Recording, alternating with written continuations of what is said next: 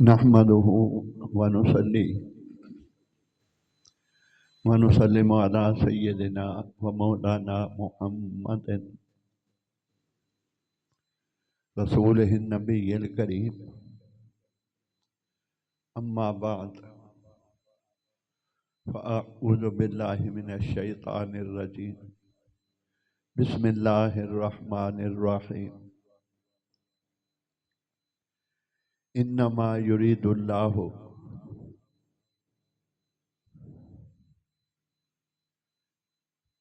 ليذهبن منك أرن الرجس ليذهب عنكم الرجس أهل البيت ويطهركم تطهيرا. إنما يريد الله ليذهب عنكم الرجس أهل البيت ويطهركم تطهيرا. آمنت بالله صدق الله مولانا العظيم.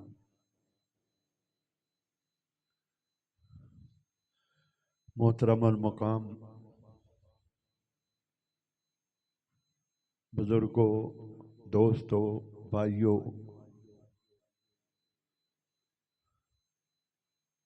اللہ رب العزت کا کروڑ شکر ہے کہ اس نے اپنے محبوب صلی اللہ علیہ وآلہ وسلم کے نالین پاک کے صدقے ہمیں آج جمعۃ المبارک کا یہ مقدس بابرکت دن نصیب فرمایا اور اپنی بارگاہ اقدس میں حاضری کی توفیق عطا فرمائی.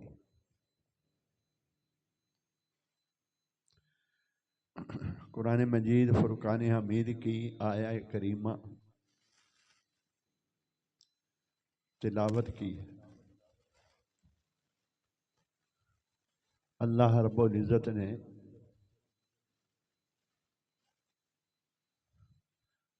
آقا دو جہاں صلی اللہ علیہ وآلہ وسلم کی ذات اقدس کو مخاطب فرمایا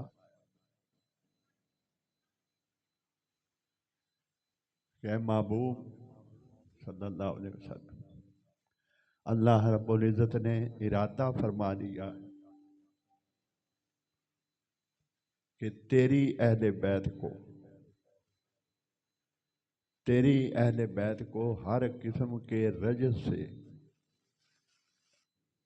سے مراد ہر قسم کا گناہ، ہر لغزش، ہر خطا سے پاک کر دیا جائے.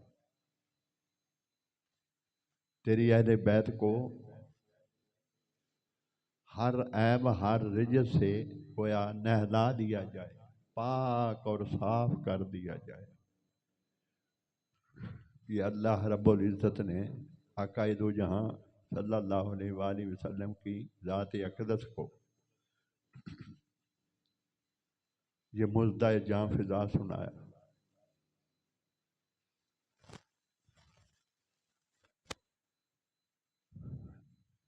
اہل بیت کون ہیں؟ سب سے پہلے اس کا تعین کرنا مقصود ہے کہ اہل بیت ہیں کون. حضور تاجدار کائنات صلی اللہ علیہ وآلہ وسلم کی بارگاہ میں نجران کے عیسائیوں کا وفد آیا ملاقات کے لیے.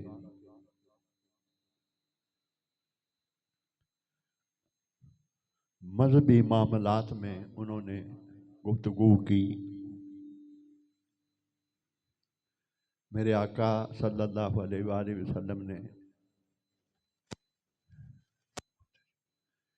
جوابات مرحمت فرمائے، مگر انہوں نے مباحثہ شروع کر دیا. وہ ماننے کے لیے قائل نہ ہوئے. انہوں نے گویا مناظرے کی صورت پیدا کر دی. اللہ رب العزت کی ذات اقدس کو یہ ہرگز گوارا نہ تھا کہ میرے محبوب صلی اللہ علیہ وسلم کوئی فرمائیں اور دوسرا اسے من و عن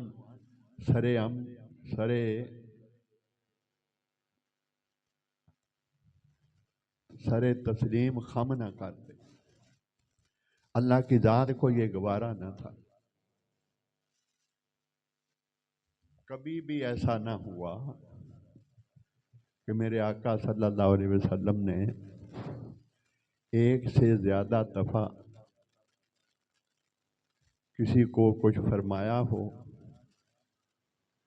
اور وہ ماننے میں متعمل ہو، مان نہ رہا، اور جس نے نہ مانا، انکار کر دیا، پھر وہ ابو جہل ہو گیا، عتبہ ہو گیا، شیبہ ہو گیا، ابو لہب ہو گیا۔ آقا دو جہاں صلی اللہ علیہ وسلم کے حکم کو، فرمان کو جس نے نہیں مانا، جسے بھی حکم دیا میرے آقا صلی اللہ علیہ وسلم نے، کوئی جاندار ہو بے جان ہو، ایک لمحہ توقف کیے بغیر اس پہ عمل ہو گیا۔ یعنی جب آپ نے کنکریوں کو فرمایا کہ کلمہ پڑھو، تو ایک لمحہ گزرے بغیر کنکریاں نے کلمہ پڑھنا شروع کر دیا۔ ڈوبے سورج کو فرمایا کہ واپس آ جا، اللہ پاک کی ذات اقدس نے ایک لمحے کے بغیر، تاخیر کے بغیر وہ سورج واپس آ گیا، واپسی کا حکم دے دیا۔ تو اتنی دفعہ میرے آقا صلی اللہ علیہ وسلم کا انہیں بتانا اور ان کا انکار کرنا، راہ راست پہ نہ آنا، اللہ کی ذات کو بہت زیادہ ناگوار گزرا۔ بالآخر اللہ رب العزت نے فرمایا، محبوب انہیں کہو تم اپنے اہل بیت لے آؤ، ہم اپنے اہل بیت لے آتے، اپنی اولاد کو، اپنے اعزاء و اقارب کو، اپنے پیاروں کو تم لے آؤ، ہم بھی لے آتے ہیں، اور مل کر دعا کرتے ہیں۔ اسے کیا کہا جاتا ہے؟ مباہلہ۔ جو جھوٹا ہوگا وہ غرق ہو جائے۔ مباہلہ جو علماء کرام میں عام طور پر مبالے ہوتے ہیں، ایک مناظرہ ہوتا ہے، ایک مباہلہ ہوتا ہے۔ مناظرہ ہے، ایک دوسرے کو دلائل دیے جاتے ہیں، اور مباہلہ ہوتا ہے اللہ کی بارگاہ میں دعا کی جاتی ہے، اور جو جھوٹا ہو وہ نیست و نابود ہو جاتا ہے، جو سچا ہو وہ سرخرو ہو جاتا ہے۔ اسے آیہ مباہلہ بھی کہا جاتا ہے، آیت مباہلہ۔ جب یہ حکم آیا میرے آقا صلی اللہ علیہ وسلم نے انہیں فرمایا تم اپنے اہل بیت لے آؤ، ہم اپنے لے آتے ہیں، اور پھر مل کر دعا کرتے ہیں، یہ اللہ کا حکم آیا ہے، یہ اللہ کا حکم آیا ہے۔ تو حضور صلی اللہ علیہ وسلم اٹھے اور اٹھ کے کاشانہ اقدس میں تشریف لے گئے۔ جب واپس وہاں سے نکلے تو آپ کے دائیں ہاتھ میں حضرت حسن تھے اور بائیں ہاتھ میں حضرت حسین تھے۔ آپ کے آگے علی المرتضیٰ اور پیچھے حضرت فاطمہ الزہرا۔ حضرت علی علیہ مرتضیٰ تھے کہ انہوں نے حضور کا کپڑا ہاتھ میں پکڑا ہوا تھا، اور حضرت فاطمہ تو زہرا نے پیچھے سے آپ کا کپڑا پکڑا ہوا تھا، اور حسنین کریمین دونوں ہاتھوں میں تھے۔ آپ وہاں جا کے تشریف رکھ دیا، بیٹھ گئے، اپنے اللہ کی بارگاہ میں دعا کی، باری تعالیٰ یہ ہیں میرے اہل بیت، یہ ہیں میرے اہل بیت، فاطمہ تو زہرا، علی المرتضیٰ، حسنین کریمین، جنہیں کہا جاتا ہے پنج تن پاک، اور بعض لوگ حسد میں جل مر جاتے ہیں۔ یہ لفظ سن کر وہ بدبخت لکھتے ہیں سب تن پاک، بدبختو سب تن، سب تن کون سے سب تن؟ اپنے آپ کو بھی اس سب تن میں شامل کرتے ہو؟ سب تن سے مراد کیا؟ یہ آقا دو جہاں صلی اللہ علیہ وآلہ وسلم کا فرمان ہے کہ یہ ہیں میرے اہل بیت، اور اللہ کی بارگاہ میں عرض کر رہے ہیں، اور اللہ رب العزت ان پنج تن کے لیے فرما رہا ہے ہر قسم کے گناہ سے، آلودگی سے پاک کرنے کا اعلان فرما رہا ہے، ہر قسم کے عیب سے پاک کرنے کا اور پاک رکھنے کا اعلان فرما رہا ہے، اور تم سے کہتے ہو سب تن پاک۔ کون سے سب تن پاک؟ یعنی بات جو پہلے ہوئی، ابھی ساری گفتگو اسی پہ ہوگی۔ کس بات پہ جل جاتے ہیں؟ جب اللہ آقا دو جہاں کے اہل بیت کی تعریف کرتا ہے۔ گویا تعریف کرنا اللہ کا کام ہے، اور جلنا، ہوں آگے میں کچھ نہیں کہتا، کون جلتا؟ رب العزت نے ان کے تن من سب کچھ صاف اور پاک رکھنے کا اعلان اللہ رب العزت نے فرمایا، اور جب آقا دو جہاں انہیں لے کے آ رہے تھے، بعد میں وہ سلسلہ اہل بیت کا تھوڑا وسیع ہوا کہ ہماری نسبت ایسے لوگ جو آنکھ والے ہیں، وہ ہستیاں جو آنکھ والی ہیں، وہ ہستیاں جن کے قلب کھل گئے ہیں، جنہیں روحانی طور پہ سب کچھ نظر آتا ہے، جو چاہتے ہیں اس بارگاہ سے پوچھ لیتے ہیں۔ آقا دو جہاں کی امت میں ایسے بہت سے لوگ، ہزاروں لاکھوں کی تعداد ہے ان کی، اور جن کے بارے اللہ رب العزت نے فرمایا یا ایھا الذین آمنوا اطیعوا اللہ واطیعوا الرسول۔ اس نقطے کو سمجھنے کی کوشش کریں۔ وہ کہتے ہیں کہ ہم سوائے حدیث کے، قرآن کے کسی کو مانتے ہی نہیں۔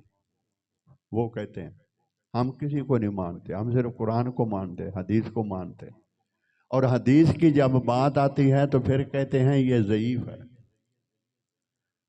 ایک منٹ سے پہلے یہ منصب تمہیں کس نے عطا کیا؟ جس حدیث کو چاہو تم کہو یہ ضعیف ہے۔ اس منصب پہ تمہیں فائز کس نے فرمایا؟ یہ اختیار تمہیں کس نے دیا؟ جو تمہارے معیار پر کوئی بات پوری نہ اترے، تمہاری تائید نہ کرے، وہ کہہ دیتے ہو کہ یہ ضعیف ہے۔ یہ اتھارٹی تمہارے پاس کہاں سے آئی؟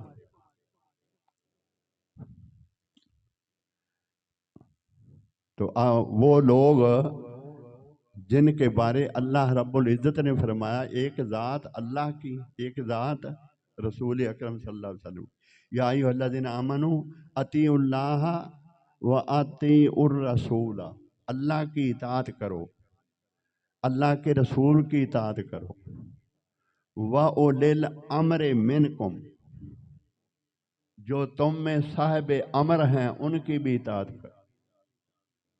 یہ رب العزت کا حکم ہے، وَأُولِي الْأَمْرِ مِنْکُمْ، جو تم میں صاحب امر ہیں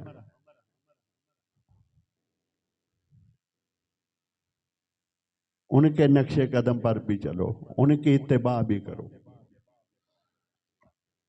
اور ہر شے کا رخ ان بدبختوں نے موڑ دیا۔ وہ صاحب امر سے مراد کیا لیتے ہیں؟ یہ صاحب امر کہہ کے کس طرح یہ بات کا رخ موڑ دیتے ہیں؟ جس نے حق پہ نہ چلنا ہو وہ اس طرف رخ موڑ دیتے ہیں جیسا کہ ملک کا وزیر اعظم ہے، اس کی اطاعت کرو، ملک کا صدر ہے اس کی اطاعت کرو، یزید خلیفہ تھا، حضرت امام حسین کو اس کی اطاعت کرنا چاہیے تھی۔ اولی الامر منکم سے مراد وہ یہ دیتے ہیں، حالانکہ آقا دو جہاں صلی اللہ علیہ وسلم نے دو ٹوک فرمایا اور بارہا دفعہ فرمایا کہ جو شخص اطاعت اللہ کی نہ کرے، جو گناہ گار ہو، اس کی اطاعت کسی پر فرض نہیں، اس کی اطاعت فرض نہیں۔ جو اللہ کی اطاعت نہیں کرتا، اللہ کے رسول کی اطاعت نہیں کرتا، وہ اطاعت کے لائق ہیں۔ یزید جیسے جو دنیا کا سب سے بڑا زانی ثابت ہوا، جو دنیا کا سب سے بڑا شرابی ثابت ہوا، جن لوگوں نے اسے دیکھا جو اس کے ہم عصر ہیں، حضرت عبداللہ بن عمر نے حضرت امیر معاویہ کو فرمایا تھا اس کے دربار میں، جب اس نے اعلان کیا تھا کہ میرے بعد یزید ولی عہد ہے، تو آپ نے فرمایا پہلے تجھ سے پہلے بھی خلیفہ گزرے، حضرت ابوبکر صدیق، حضرت عمر فاروق، عثمان غنی، علی اور مرتضیٰ، تو کسی نے اپنے بیٹے کو اپنی زندگی میں ولی عہد مقرر نہیں کیا۔ آپ کا بیٹا ان کے بیٹوں سے اچھا نہیں ہے، تم اس کی اطاعت پہ چلنے کا حکم دے رہے ہو، یا یہ بتاتے ہو کہ وہ بھی امیر ہے یا وہ بھی خلیفہ ہے۔ ایسے خلیفہ نہیں ہوتے، جو میرے آقا کا غلام ہو، امت پہ حکم وہی چلا سکتا ہے جو سیدھا چلے، حضرت ابوبکر صدیق رضی اللہ تعالیٰ عنہ نے فرمایا، یا شاید واللہ عالم بالصواب، شاید حضرت عمر رضی اللہ تعالیٰ عنہ جب خلیفہ تھے، آپ نے فرمایا اگر میں خلیفہ ہوں اور میری اطاعت پر کب تک چلو گے، کہاں تک چلو گے، کتنا چلو گے، میری اطاعت پر، میرے حکم پر کتنا چلو گے، عمل کس طرح کرو گے؟ تو کھڑا ہو گیا ایک شخص، بلکہ اس کے تائید کرنے والے بعد میں کئی کھڑے ہو گئے کہ اگر آپ اللہ اور رسول کے راستے پہ چلے تو ہم اطاعت کریں گے، ورنہ آپ کو ہم اس تخت سے اتار دیں گے، خلیفہ کی کرسی سے ہم اتار دیں گے۔ تو ہم تفصیل میں نہیں جاتے، یہ وہ حکم اس طرف نہیں جاتا کہ اس سے مراد دنیا والے بادشاہ ہیں کہ ان کی اطاعت کرو، اس سے مراد ہیں جو دین والے ہیں، تم سے زیادہ سمجھنے والے ہیں، جو آقا دو جہاں کے قریب زیادہ ہیں، جو اللہ کی ذات کے قریب زیادہ ہیں، جو اللہ کو منانے والے ہیں، جنہوں نے اللہ کو منایا ہوا ہے، اور جن کے پردے اٹھے ہوئے، اور جو ہر کوئی بھی شے پردہ اٹھ جاتا ہے اور پھر وہ دوڑ تک ان کی نگاہ جاتی ہے، ایسوں کی تعداد آقا دو جہاں کی امت میں ہزاروں سے متجاوز ہے، لاکھوں سے متجاوز ہے۔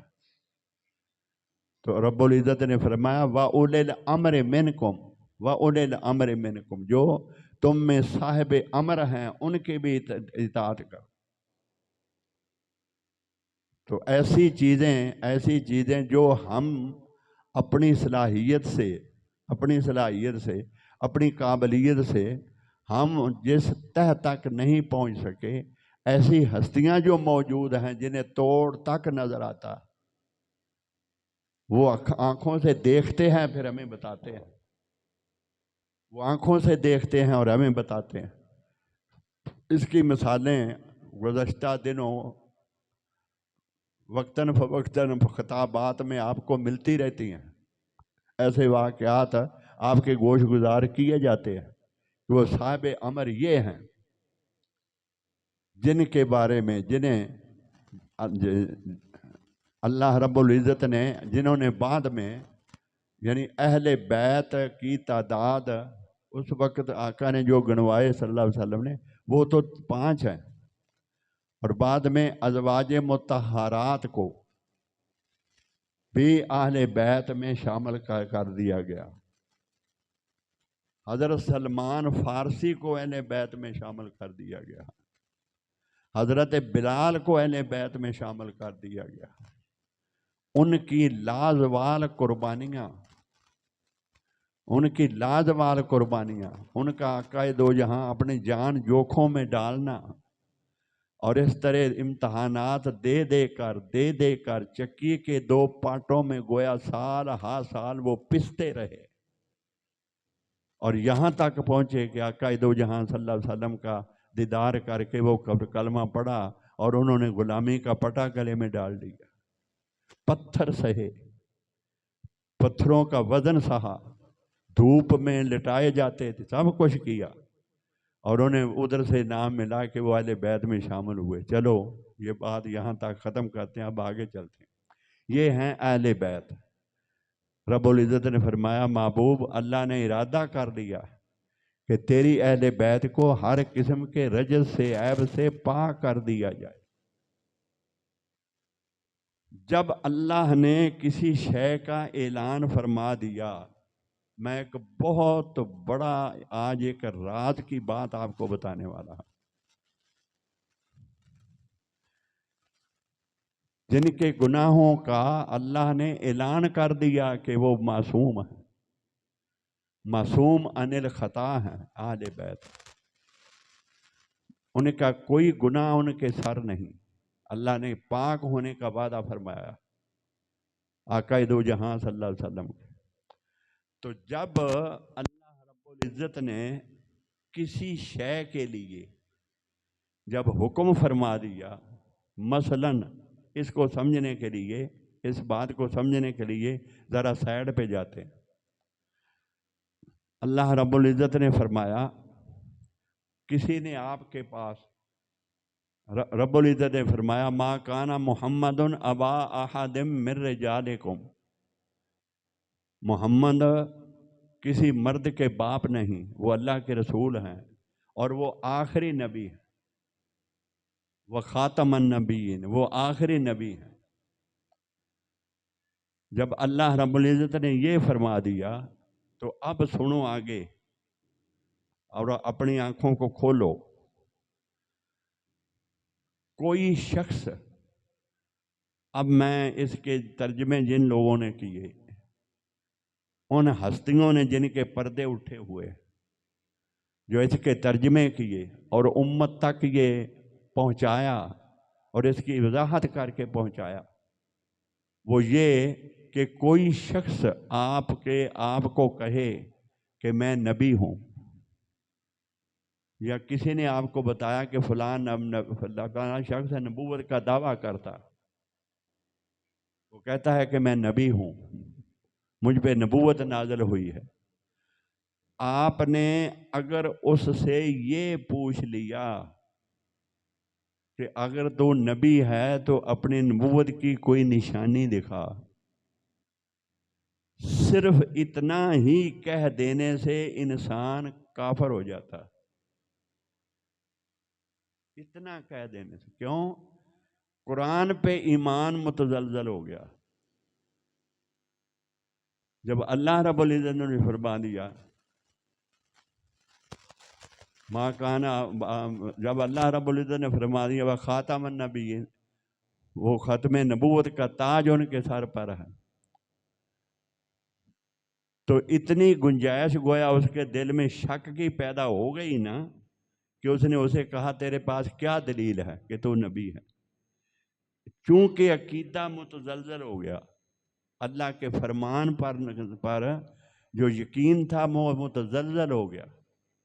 اتنا متزلزل ہو جائے اگر صرف یہ لفظ منہ سے نکال دیا جائے کہ تیرے پاس کیا دلیل ہے کہ تو کہتا ہے میں اپنے آپ کو نبی ہوں، اس ایک جملے سے وہ شخص کافر ہو گیا.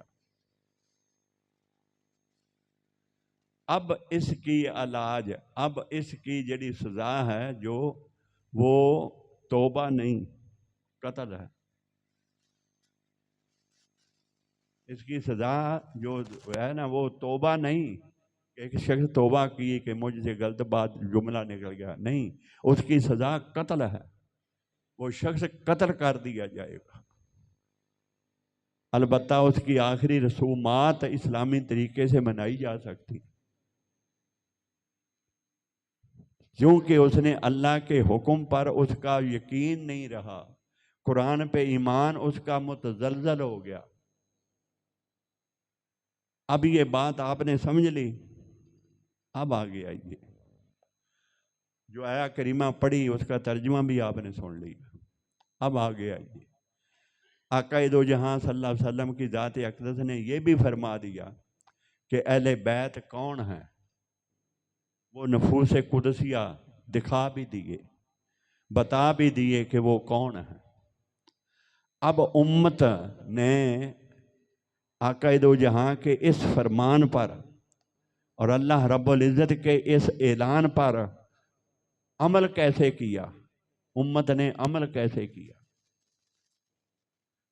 اور جو کچھ ہوتا پھرتا ہے وہ آپ کے سامنے ہے. اب وضاحت ایک ایک کرنے کی ضرورت نہیں، آپ سب کچھ سمجھتے ہیں اور سب کچھ یہ آئندہ محرم المحرام آ رہے ہیں، سب کچھ آپ کی سمجھ میں آ جائے گا. یہ صرف گناہ نہیں کہ فلاں گناہ گار ہو گیا، وہ شخص کافر ہو گیا.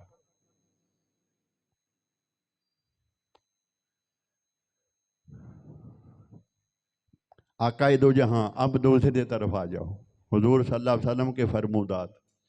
حضور صلی اللہ علیہ وسلم نے فرمایا من صلی و صام، کس قدر اہل بیت کی اطاعت، ان کی رفاقت، ان کی محبت، ان کا ادب کس طرح ضروری ہے.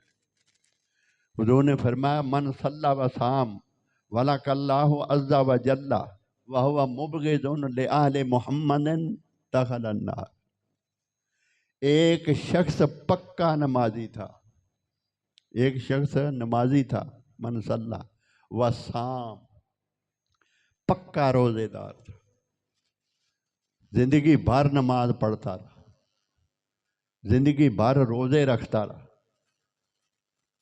اور ایک نماز بھی ایسی نہیں تھی جو قبول نہ ہوئی ہو. ایک نماز بھی ایسی نہ تھی جو قبول نہ ہوئی ہو. ہم نمازی نہیں کہلا سکتے، نہ ہمیں وضو کا پتہ، نہ ہمیں مسا کا پتہ، نہ پاکی ولیدی کا پتہ، نہ ان شرائط کا پتہ جن شرائط پہ وضو کیا جاتا، نہ ان شرائط کا پتہ، حتیٰ کہ ہمیں تو غسل کے فرائض کا علم نہیں. تو نماز ہماری کہاں گئی؟ یعنی وہ نماز جو اللہ کی بارگاہ میں قبول ہو، وہ نماز. من صلی، زندگی بھر ایسی نمازیں پڑھتا رہا کہ ہر نماز قبولیت کا درجہ پاتی رہی. وصام، اور پکا روزے دار تھا، کبھی روزہ چھوڑا نہیں، کبھی روزہ قضا نہیں کیا، ہر روزہ قبول ہوا. روزے کی حالت میں اس نے برا سوچا بھی نہیں. روزے کی حالت میں آنکھ کو کسی غلط جگہ استعمال بھی نہیں کیا. روزے کی حالت میں ہاتھ سے برا کیا بھی نہیں، آنکھ سے برا دیکھا بھی نہیں، زبان سے برا بولا بھی نہیں، جو شرائط ہیں روزے کی وہ ساری کی ساری اس نے پوری کی، زندگی بھر کے روزے قبول رکھے، یعنی قبول ہوئے ان کے روزے، ساری نمازیں قبول ہوئیں۔ ایسی نماز اور ایسے روزے والا شخص، ایک اس میں نقص تھا، کیا؟ اہل بیت کی اس کے دل میں محبت نہ تھی بلکہ بغض تھا، حضور کی اہل بیت سے محبت نہیں کرتا تھا۔ آقا دو جہاں نے فرمایا دخل النار، وہ سیدھا جہنم میں جائے گا۔ صرف ایک نقص تھا اس میں، اہل بیت کے ساتھ بغض تھا، اس کا محبت نہ تھی۔ یہ خوبی ان میں نہیں، یہ معاذ اللہ ثم استغفر اللہ۔ کیا کچھ بدبختوں نے لکھا ہے اور کیا کچھ بدبختوں نے کہا ہے، ایک ایک لفظ سن نہیں آدمی سکتا۔ اتنی گستاخیاں اہل بیت کی اہل بیت کے لیے، اتنی بے ادبیاں اہل بیت کے لیے۔ من صلی وسام ولک اللہ عز و جل، زندگی بھر کی نمازیں نہیں قبول۔ اس بات کو ہمیشہ کے لیے یاد رکھو، زندگی بھر کے روزے نہیں قبول اگر اہل بیت کی محبت دل میں نہیں، اہل بیت کے لیے مر مٹنے کا جذبہ اندر نہیں، اہل بیت کی غلامی کا پٹا اگر گلے میں نہیں، وہ سیدھا باوجود قبول نمازوں کے، باوجود قبول روزوں کے، وہ سیدھا جہنم میں جائے گا۔ اب آقا دو جہاں صلی اللہ علیہ وسلم نے فرمایا من ابغض اہل البیت فہو منافق، جس کے دل میں اہل بیت کا بغض ہوگا وہ منافق ہوگا۔ منافقین کی پہچان سن لو، منافقین کی، کہ اسے دیکھو کہ یہ اہل بیت کے سے محبت کرتا ہے۔ اگر اہل بیت سے محبت نہیں تو پھر اس کی زندگی کی سارا کچھ ضائع گیا، اس کا کچھ بھی نہیں، نہ نماز ہے، نہ روزہ ہے، نہ کوئی نیکی ہے، نہ کوئی حج ہے، نہ زکوٰۃ ہے، نہ اس کی کوئی قربانی ہے، ہر قربانی رہے گا کہ وہ کون ہے؟ وہ منافق ہے۔ صحابہ کرام رضوان اللہ تعالیٰ علیہ اجمعین فرماتے ہیں کہ حضور صلی اللہ علیہ وسلم کے اس دور میں ہمیں دیکھنا ہوتا تھا نا کہ منافق کون ہے اور مومن کون ہے۔ اگر ہمیں دیکھنا ہوتا تھا تو ہم دیکھتے کہ اس کے دل میں علی کی محبت ہے یا بغض ہے۔ جس کے دل میں حضرت علی المرتضیٰ کی محبت ہوتی، مر مٹنے کے لیے بے تاب ہوتا، ہر وقت حضرت علی المرتضیٰ کی تعریفیں کرتا، ان کے نام پر مر مٹنے کا جذبہ رکھتا، تو ہم سمجھ جاتے کہ یہ مومن ہے۔ اور اس کے دل میں حضرت علی المرتضیٰ کی محبت کی جگہ کچھ اور ہوتا تو ہم سمجھ جاتے کہ یہ شخص منافق ہے۔ اور مومن وہ دور، وہ آقا دو جہاں صلی اللہ علیہ وسلم کے صحابی بھی تھے، حضور کو ایمان کی حالت میں دیکھا بھی تھا۔ یہ اس مرتبے کا اندازہ کرو، دنیا کے کلہم اولیاء مل جائیں تو ایک ادنا صحابی کے درجے میں نہیں پہنچ سکتے۔ زندگی بھر آقا دو جہاں کے پیچھے نمازیں پڑھتا رہا، کلمہ پڑھتا رہا، ساتھ رہا، جنگیں کی، مانتا رہا، لیکن دل میں اہل بیت کے خلاف بغض تھا، تو میرے آقا نے فرمایا وہ منافق ہے، وہ مومن نہیں کہلا سکتا۔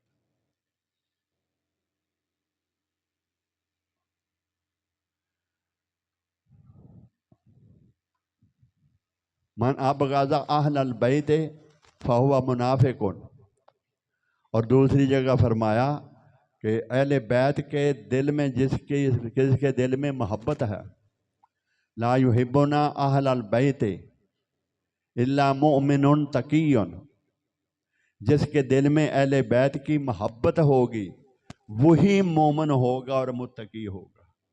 اے میری اہل بیت، جس کے دل میں اہل بیت کی محبت ہوگی وہی مومن اور متقی ہوگا۔ اب علی البیت فہو متقی ولا یبغضنا الا منافق الا شقی۔ اور جس کے دل میں بغض ہو نہیں سکتا وہ جہنم میں نہ جائے۔ جس کے دل میں اہل بیت کی محبت ہے ہو نہیں سکتا کہ وہ جنت میں نہ جائے، ہو نہیں سکتا وہ جنت میں نہ جائے۔ اور جس کے دل میں اہل بیت کا بغض ہو نہیں سکتا کہ وہ جہنم میں نہ جائے۔ ایسا ممکن ہی نہیں۔ یہ پکا لو اپنے ذہنوں میں، اس بات کو پکا لو۔ کیوں؟ آگے محرم شروع ہونے والا ہے اور ذکر اہل بیت کے ترانے ہر طرف بجیں گے، ہر طرف ذکر اہل بیت ہوگا، ہر طرف نعرے اہل بیت کی شان کے ہوں گے، ہر طرف اہل بیت کے لیے لوگ ضیافتیں کریں گے اور کھانے پکائیں گے اور تقسیم کریں گے، اہل بیت کے ذکر کی محافل منعقد ہوں گے۔ بس ایک ہی نشانی ہے دنیا میں رہنے والوں، خدا کی عزت کی قسم اتنے اعمال ہیں کہ نماز اور روزے کی کوئی حیثیت نہیں۔ اتراتے نہ پھرو ہم 5 وقت نماز پڑھتے ہیں، اپنی نماز اپنے روزوں پہ اترانے والو، یہ سب کچھ تمہارا رائے گاں چلا گیا اسی دنیا میں۔ جب تم نے ایک جملہ اہل بیت کے خلاف بولا جہنم تم پہ واجب ہو گئی، جہنم واجب ہو گئی۔ اگر نجات ہے تو اہل بیت کی محبت میں نجات ہے، اگر نجات ہے تو اہل بیت کی محبت میں نجات، ان کی غلامی میں نجات ہے، ان کی غلامی میں نجات ہے، ورنہ نجات کی کوئی صورت نہیں۔ نمازیں کہاں، روزے کہاں، اور کن نمازوں کی بات کرتے ہو؟ جس نماز کو پڑھتے وقت کبھی سودا توڑ رہے ہوتے ہو، کبھی کسی کو ٹھگنے کے لیے کوئی سکیم سوچ رہے ہوتے ہو، کبھی کوئی کسی کو دھوکہ دینے کے لیے سکیم سوچ رہے ہوتے ہو اور پڑھ نماز رہے ہوتے ہو۔ یہ نماز ہے جس کی تمہیں امید ہے کہ یہ ہمیں بخشوائے گی؟ نمازوں میں کچھ نہیں لوگو، یہ نہیں میں کہتا معاذ اللہ کہ نہ پڑھو، اس سے علاوہ اتنے امور ہیں کہ نماز ان کے سامنے کچھ بھی نہیں، کچھ حیثیت نہیں۔ اہل بیت کا ترانہ، اہل بیت کا ترانہ، ہائے ہائے ہے خدا کی قسم، وہ دعا جو اہل بیت کے واسطے سے کی جائے آسمان سے اوپر نکل جاتی ہے، اللہ کی بارگاہ آسمان سے اوپر نکل جاتی ہے۔ کوئی غریب نہیں رہتا اگر اہل بیت کا محب ہو، کوئی غریب نہیں رہتا اگر اہل بیت کا محب ہو، کوئی فقیر نہیں رہتا اگر اہل بیت کا محبت ہو، اہل بیت کی محبت ہو اس کے پاس۔ کوئی شخص بے روزگار نہیں ہوتا جس کے دل میں اہل بیت کی محبت ہو۔ آقا دو جہاں صلی اللہ علیہ وسلم نے یہاں تک فرمایا حضرت علی المرتضیٰ رضی اللہ تعالیٰ عنہ کے لیے کہ علی، اللہ پاک نے حکم دیا کہ علی المرتضیٰ کو دیکھنا بھی عبادت، حضرت علی المرتضیٰ کو صرف دیکھنا، صرف دیدار کرنا حضرت علی المرتضیٰ کا، جس نے دیکھ لیا وہ بخشا گیا۔ یہ انعام اللہ رب العزت نے عطا کیا، یہ میرے آقا صلی اللہ علیہ وسلم نے عطا کیا۔ اور انہوں نے بات پھر دوسری طرف چلی جائے گی، انہوں نے پھر اس کا حق کتنا ادا کیا۔ جب اسلام پہ برا وقت آیا، میدان کربلا بپا ہوا، اس وقت اپنے پھولوں جیسے بچے تک کس نے قربان کیے؟ زمین پر کتنے مسلمان تھے؟ اور سارے گھر کی قربانی دینے والا کون تھا؟ اس وقت میدان میں کون تھا؟ کون تھے وہ جن کے لیے فرات کا پانی بند کر دیا گیا؟ کون تھے جن کے خیموں کو آگ لگا دی گئی؟ وہ کون تھے؟ وہی تو قربانیاں دینے والے تھے جنہیں اللہ رب العزت نے اہل بیت کا خطاب فرمایا، انہیں ہر قسم کے رجس سے پاک کر دیا جائے۔ کیا انہوں نے اس کا حق ادا نہیں کیا؟ انہی پہ فرض تھا، انہی پہ فرض تھا، انہی کا دین ہے، یہ دین انہی کا ہے، قربانی دینا بھی انہی کا فرض ہے، درد بھی اس کا انہی تھا۔ ورنہ صحابہ کی تعداد اس وقت تک خدا کی عزت کی قسم ہزاروں تھی، ابھی صحابہ کرام حیات تھے۔ جب وہ اسلام پہ برا وقت آیا، اپنے اہل و عیال کو لے کر کون نکلا؟ 72 نفوس قدسیہ۔ کتنوں نے روکا کہ بچوں کو نہ لے کے جاؤ، عورتوں کو نہ لے کے جاؤ۔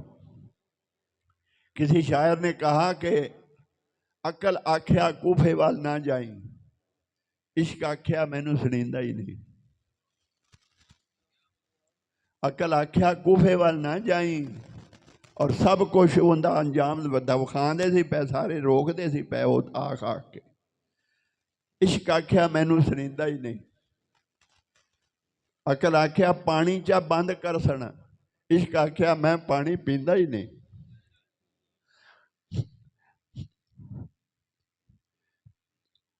کیا انہوں نے حق ادا نہیں کیا کہ اللہ رب العزت نے فرمایا انما یرید اللہ لیذھب عنکم الرجس اہل البیت؟ دین انہی کا تھا، درد بھی انہی کو تھا،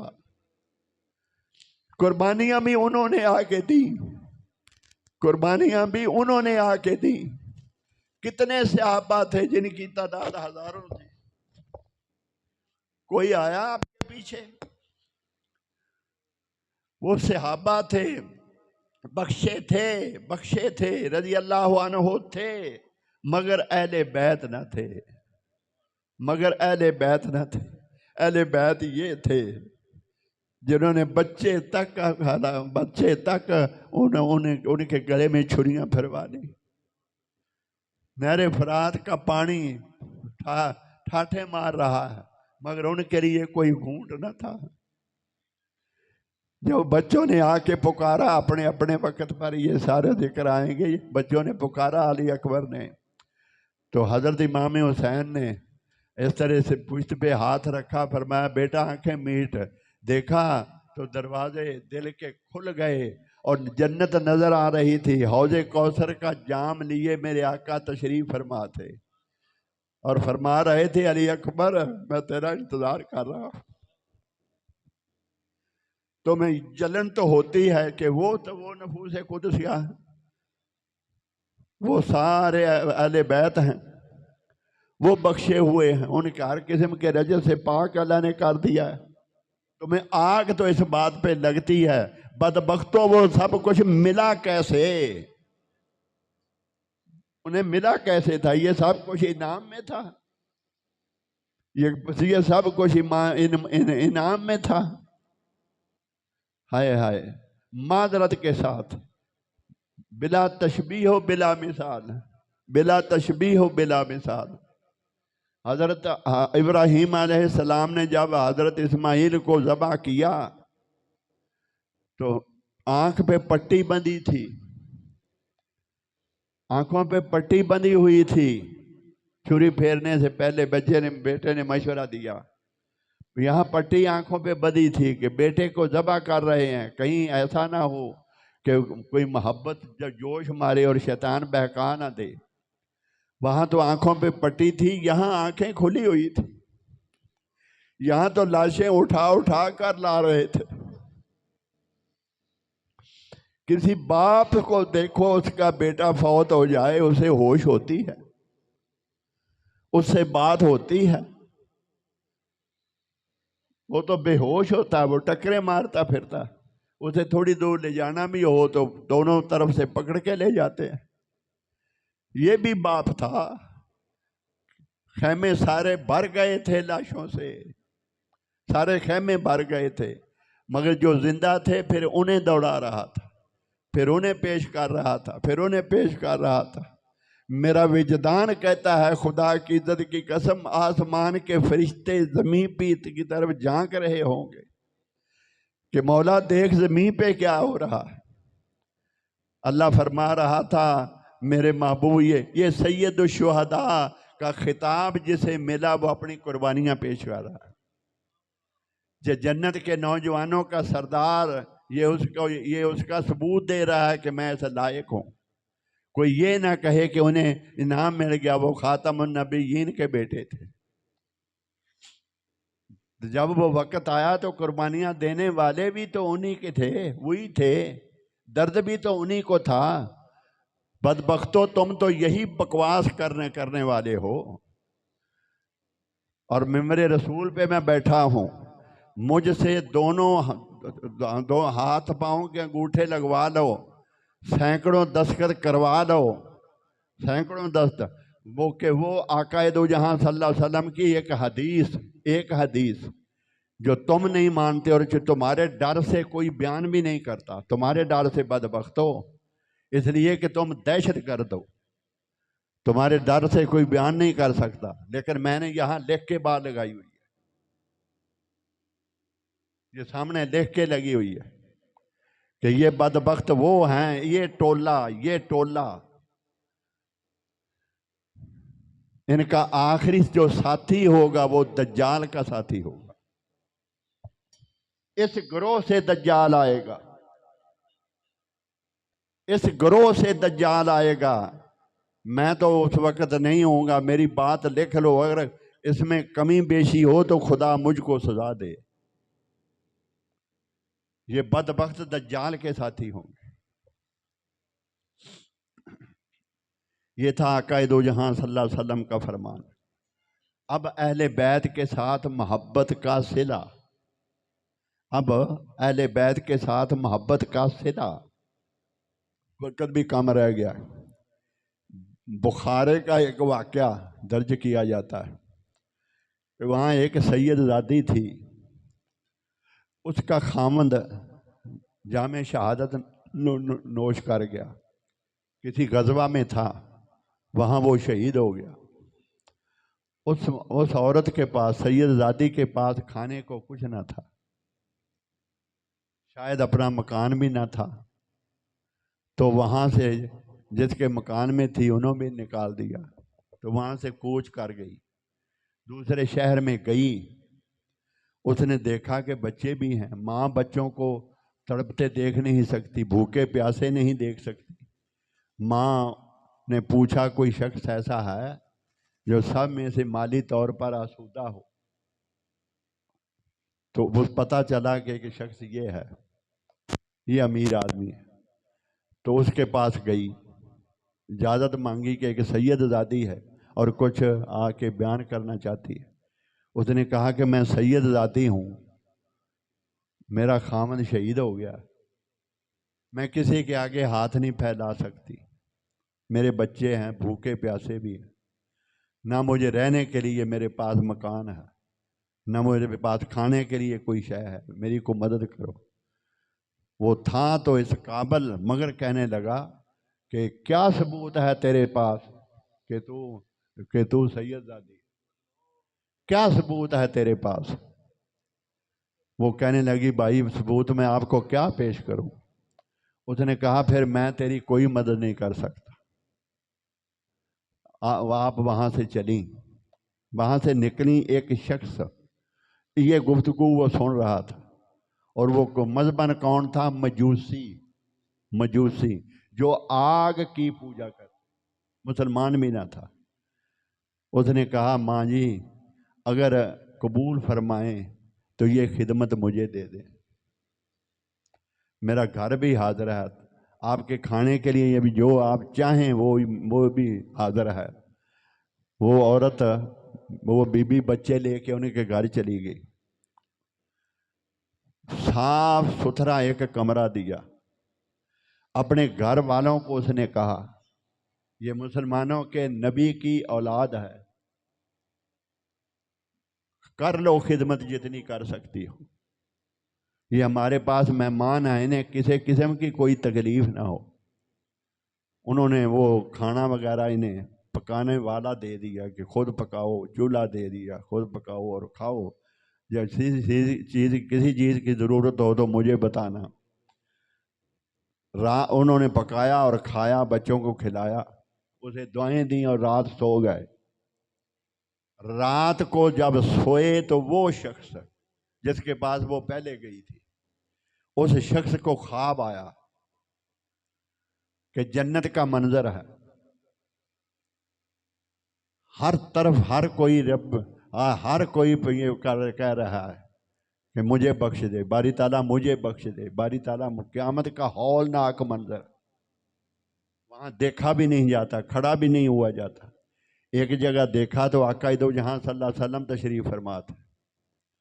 اس نے پوچھا تو انہوں نے بتایا یہ آقا دو جہاں صلی اللہ علیہ وسلم ہے، اور یہ پاس ان کے جو ہیں وہ مسلمان ہیں، ان کے امتی ہیں، اور یہ ٹکٹ لے رہے ہیں۔ حضور صلی اللہ علیہ وسلم پرچی بنا کے دیتے ہیں اور یہ جنت میں جا رہے ہیں۔ یہ بخشش کا پروانہ حضور دے رہے ہیں اور لے کے جنت میں جا رہے ہیں۔ وہ شخص بھی جا کے لائن میں لگ گیا۔ کچھ عرصے بعد جب باری آئی، اس نے اپنا وداع پیش کیا تو آقا دو جہاں نے اپنا رخ مبارک ادھر کر کسی اور کی بات سننے لگے۔ جب اس کی بات سنی تو پھر اس نے اپنی سنانے کی کوشش کی، میرے آقا نے اپنا رخ مبارک پھیرے۔ کئی دفعہ ایسا ہوا، بالآخر اس نے کہا آقا میں بھی کچھ عرض کرنے والا ہوں، میں بھی آپ کا امتی ہوں۔ میرے آقا نے فرمایا تیرے پاس کیا ثبوت ہے کہ تو امتی ہے؟ کیا ثبوت ہے تو امتی ہے؟ وہ کہنے لگا حضور ثبوت تو ایسا میرے پاس کوئی نہیں۔ فرمایا کل وہ آئی تھی میری اولاد تیرے پاس اور تو نے اسے ثبوت مانگا تھا، اب تو ثبوت پیش کر، ورنہ دوزخ میں جا، جنت تیرے لیے نہیں ہے۔ ایک لمحہ نہیں گزرا تو اسے جاگ آ گیا، شاید آدھی یا پچھلی رات کا وقت تھا، اٹھا فوراً ہڑبڑا کے، نوکروں کو اٹھایا۔ وہ جو مہمان آئی تھی مائی صاحبہ جس کے ساتھ بچے تھے اور جو کہتی تھی کہ میں سید زادی، اسے دیکھا وہ کہاں گئی؟ انہوں نے کہا کہ ادھر کو گئی تھی، پتہ نہیں کون اسے لے کے، اس کے بعد کہاں ہے؟ ایک نے بتایا کہ یہ جو مجوسی ہے نا یہ اسے لے گیا تھا گھر میں داخل ہوتی میں نے دیکھی ہے۔ اس نے جا کے مجوسی کا دروازہ کھٹکھٹا دیا۔ جب اس نے آ کے دروازہ کھولا تو پوچھا کیا بات ہے؟ اس نے کہا کہ یہ مہمان ہے تیرے پاس، میں نے لینے کے لیے آیا ہوں۔ اس نے کہا اب نہیں مل سکتے، یہ نہیں مل سکتے تجھے۔ وہ کہنے لگا کیوں نہیں مل سکتے؟ یہ سید زادے ہیں اور میں مسلمان ہوں، تیرا ان کے ساتھ کیا واسطہ؟ تو مجوسی ہے۔ وہ کہنے لگا منہ کو سنبھال کے بول، اب میں مجوسی نہیں، اب یہ آئے ہیں، ان کے نانا آئے ہیں اور مجھے کلمہ پڑھا کے مسلمان کر کے میری جنت کی جگہ دکھا گئے ہیں۔ جنہوں نے تجھے جگایا ہے انہوں نے مجھے بھی جگایا ہے، اب میں مسلمان ہو چکا ہوں۔ یہ اہل بیت کی خدمت کا صلہ کہ اللہ نے ایمان کی دولت عطا فرما دی اور جنت میں گھر عطا کر دیا، جنت میں گھر عطا کر دیا۔ دوستو ایک اللہ والے، ایک اللہ کے ولی، خدا کی عزت کی قسم میں اس مجلس میں تھا اور بعد میں اس رزلٹ کا بھی مجھے علم ہے۔ وہ شیخ تھے سید سے اور بہت بڑے بزرگ لوگ مرید ہوتے تھے، میں بھی ان کی بارگاہ میں تھا۔ تو ایک شخص آیا، اس نے آ کے اپنا دکھڑا سنایا، میں بے اولاد ہوں، اتنے سال ہو گئے وغیرہ وغیرہ وغیرہ۔ جو اس مجلس میں بیٹھے تھے دوسرے لوگوں نے اسے مشورہ دیا تھوڑا پیچھے بلا کر کہ اہل بیت کے ذکر کی محفل منعقد کرا، گھر میں اہل بیت کے ذکر کی محفل منعقد کرا، اور جو کچھ میسر ہے، جو کچھ بھی تجھ سے ہو سکتا ہے کھانا پکا اور ان کے نام پہ لوگوں کو کھلا۔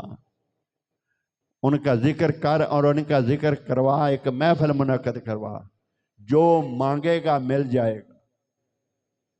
یہی ان بزرگوں نے جن کے بارگاہ میں بیٹھے تھے، یہی کہ انہوں نے یہ سنی بات اور انہوں نے فرمایا ہاں یہ ٹھیک ہے، اور مجھے آ کے بتانا ضرور، مجھے آ کے بتانا ضرور۔ وہ چلا گیا، شاید محرموں کے دن تھے یا محرم آنے والے تھے۔ مجھے اس شخص نے بتایا، میں نے پتہ رکھا بھی اس وقت کا شخص کا کیا بنا، جسے محفل اہل بیت کی محفل منعقد کرنے کے لیے جسے بھیجا گیا تھا، اس شخص کا کیا بنا۔ وہ کہنے لگا خدا کی قسم وہ آیا تھا اور اس نے کہا کہ 2 بچے بیٹے جڑواں اللہ پاک نے عطا فرمائے،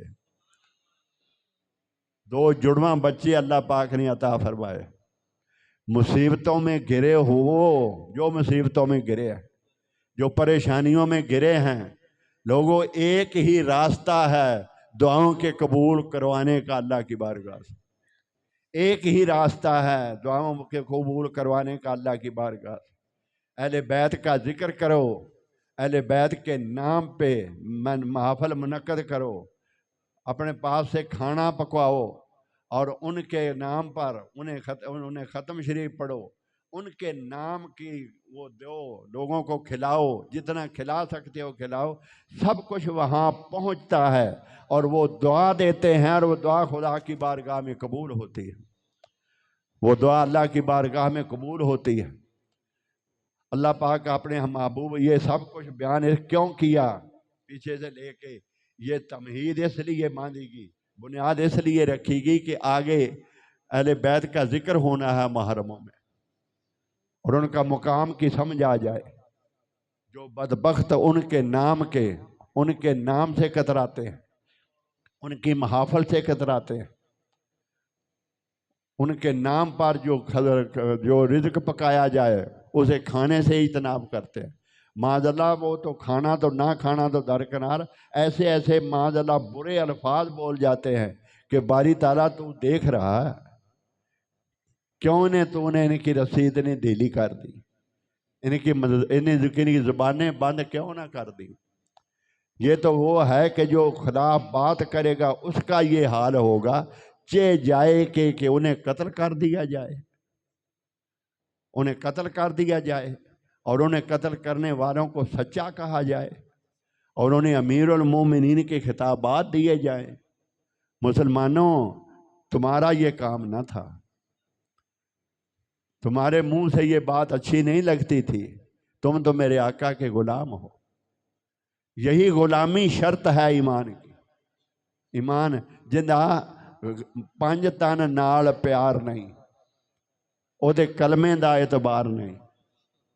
خدا کی عزت کی قسم یہ بات سچ ہے، سچ ہے، سچ ہے۔ جدہ 5 تن نال پیار نہیں، او دے کلمے تے اعتبار نہیں۔ ان کا نام لے کے، ان کا ذکر کر کے رات کو اپنے مکان پر، اپنی جائیداد پر پھونک مار کے سو جاؤ، ساری رات فرشتے تمہارے مکان کا پہرا دیں گے، اس لیے کہ تم اہل بیت کے غلام ہو۔ اللہ پاک ہمارے حال پہ فضل و کرم فرمائے۔ وآخر دعوانا ان الحمدللہ رب